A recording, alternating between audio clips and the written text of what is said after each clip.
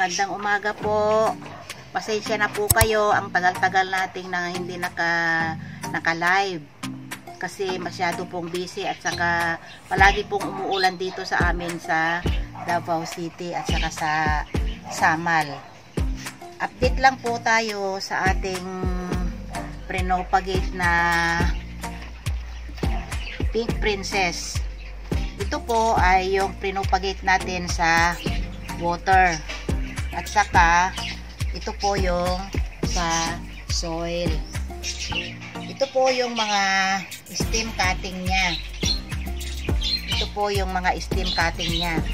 At ngayon po ay didiligan po natin kasi medyo ano na po siya, nag-dry na po yung topsoil niya or top medium. Ito po ay ang medium po niya ay merong mga bunot-bunot at saka yung risal at saka counting soil po.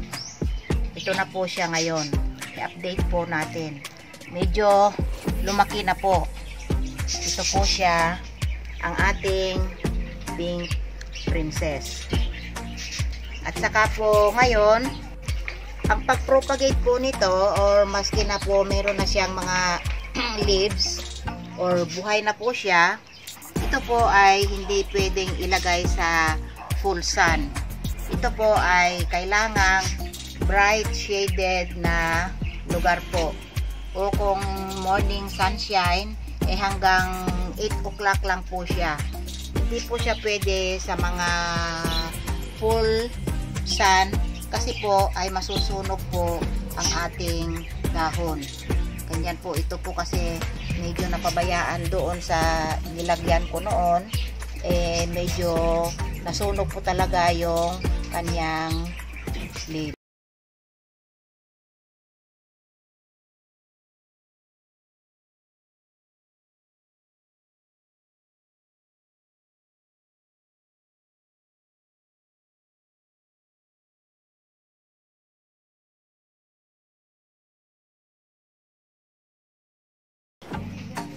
Ngayon po, ipapakita natin kung paano tayo mag-propagate ng photos gamit ang tubig or water propagation po ito na na klase. Kailangang maglagay po tayo ng alcohol.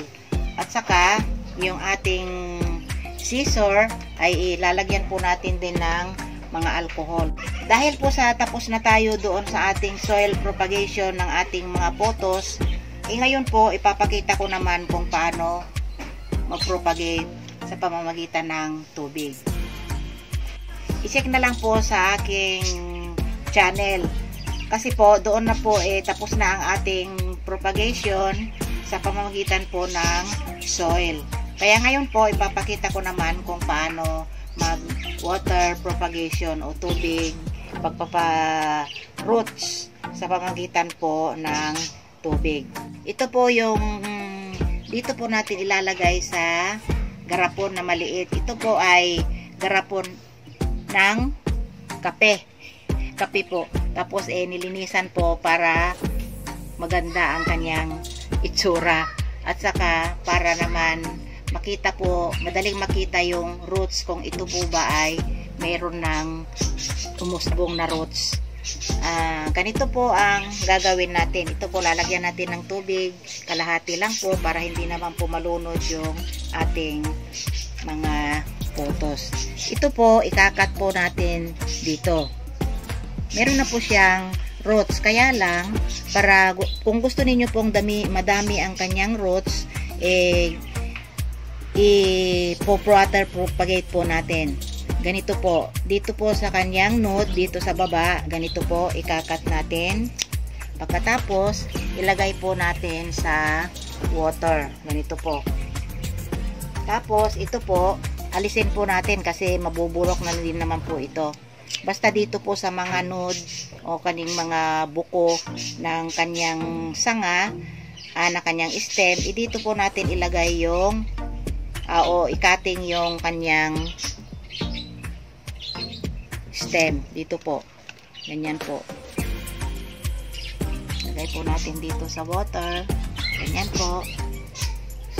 Anuhin po natin na may maabot ng ng roots niya yung tubig.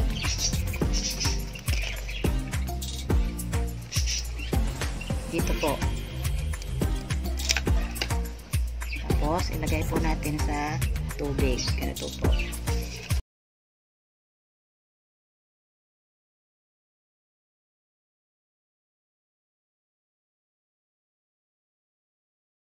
After 2 weeks po, i-update po natin yung ating water propagation. Kasi yung panahon na po yan, sa panahon yan, medyo sigurado po, meron na po mga bagong roots na uusbong.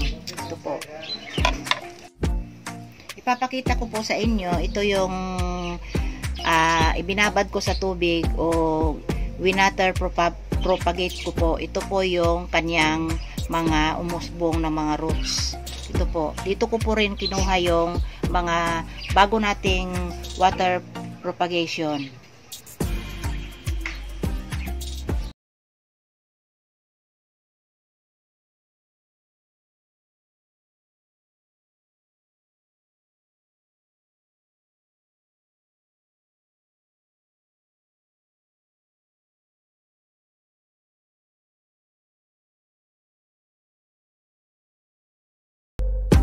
Ito naman po yung pinopagate po sa water na Mandiola pothos. Ito po, itatanim na po natin sa ating pot. Ito po. Ay, marami na po itong usbong. Tingnan nyo po. Ganito po lamang ang ating pagtatanim. Hindi po masyadong ipasok yung usbong niya kasi po baka talagang marurutrat ito o mabubulok. Ito po siya. Ito pong ginawa kong medium ay merong cowdang at saka soil at saka Rysal carbonized at saka Rysal din po na bulok. Ito po ang ating Mandiola pothos.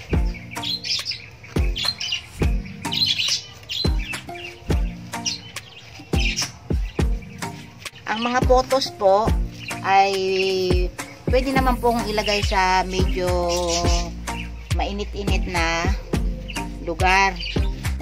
Pero hindi naman po masyadong mainit na mainit. Kasi masusunog din po siya. Pwede po ito sa indoor or sa outdoor area. Hindi po kasi maarte ang mga pothos. Ito po. Saka ipapakita ko rin po ito po ay ihahang natin para magiging hanging plant po. Ito na po sila yung mga kasama ng pinopagate sa water. Ito po.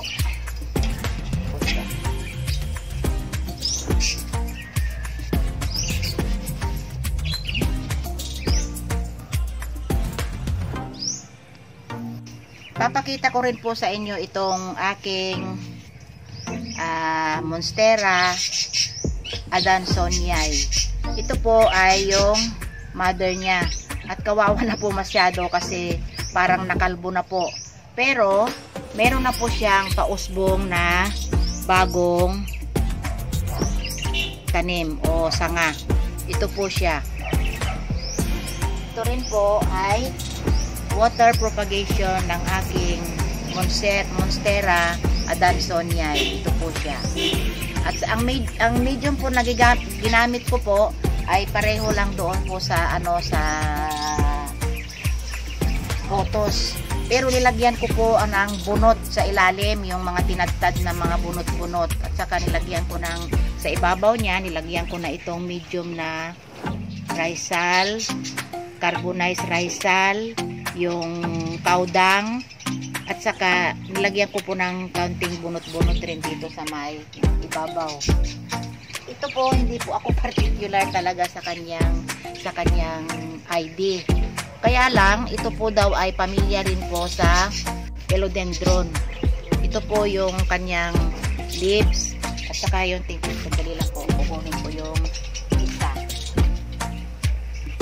Ito po yung original na na dahon niya po. Ito oh, maganda po siya. Ito. Madali rin po siyang i-propagate. Ganyan po ito, kung halimbawa po ito, meron na siyang aerial root. Pag medyo malaki-laki na po, pwede na po yung ikat, tapos itanim na naman po. Hindi po din po siya maarte. Ito po. Ito rin po yung bago kong tinanim na bagong bili na ang pangalan daw po nito Philodendron Esmeralda. Yun ang sabi nung binilhan ko. Nagustuhan ko po kasi ang ganda-ganda ng kanyang dahon. Maski medyo hindi siya mamahalin, pero maganda po ang kanyang feature. Ito po naman ay freebie po ito nang binilhan ko ng aking mga tanim kahapon. Ito po ay pamilya ng Syngonium. Ito po, ang ganda-ganda po. Salamat po sa aking suki na si Russell na taga Mintal. Ito po. Salamat.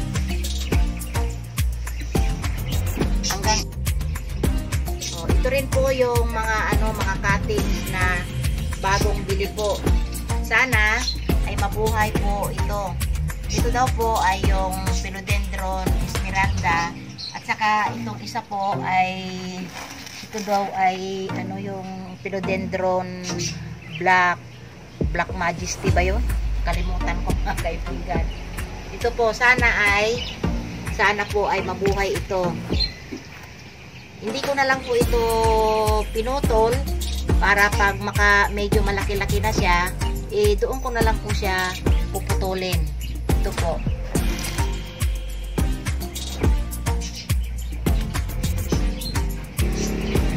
Hanggang dyan na lang po at mag-a-update na lang po ako sa aking mga bagong tanim at mga propagation sa susunod na video.